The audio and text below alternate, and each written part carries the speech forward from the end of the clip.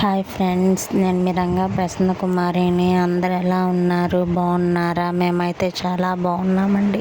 ఈరోజైతే మునక్కాయ కర్రీ చేశానండి. ఎలా చేశానో చూసేద్దాం రండి. ఫస్ట్ అయితే ఆయిల్ వేసేసుకొని తాలింపు అయితే వేసేసి ఆనియన్స్ అయితే వేసేసి కరివేపాకు అయితే వేసేసాను.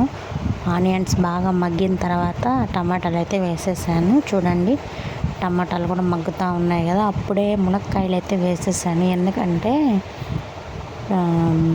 అంటే ఆ తాలింపు ఇప్పుడు టమాటాలు వేసాను కదా, అవంతా దానికి పడతాయి అన్నమాట. మునక్కాయ ముక్కలకు బాగా పడతాయి.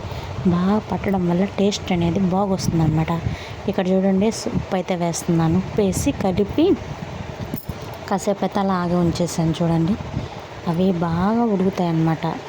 బాగా ఉడకడం వల్ల టేస్ట్గా ఉంటుంది అన్నమాట కర్రీ. చూడండి, పసుపు అయితే వేస్తున్నాను. చూడండి, వేగిన తర్వాత అలాగే కారం కూడా వేసాను. చూడండి, కారం కూడా వేస్తున్నాను. ఇక్కడ కారం కూడా వేసేసి బాగా కలిపేసి కాసేపు అయితే ఉడికించి చింతపండు అయితే కలిపి పెట్టుకున్నాను. ముందుగా నానేసాను, అది కూడా వేసేసాను. చింతపండు గుజ్జు రసం కూడా, చింతపండు కూడా కలిపేసి ఆ నీళ్ళు అయితే వేసేసాను. చూడండి, కొంచెం ఎక్స్ట్రా వాటర్ పోసి ఉడికించాను.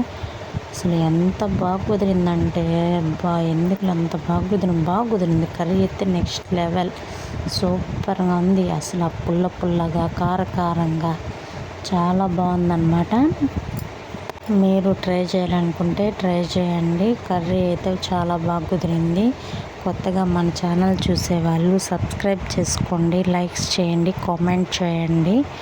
చూడండి, కర్రీ ఎంత బాగుందో చూడండి. చాలా బాగా కుదిరిందనమాట. చాలా అంటే చాలా.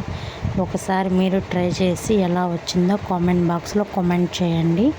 చూడండి, కర్రీ చూడండి. కరెంట్ లేదులే, అందువల్ల కొంచెం డిమ్గా అనిపిస్తుంది. లైట్ ఫోక్స్ వల్ల లైట్ లేక. ఓకేనా, బాయ్.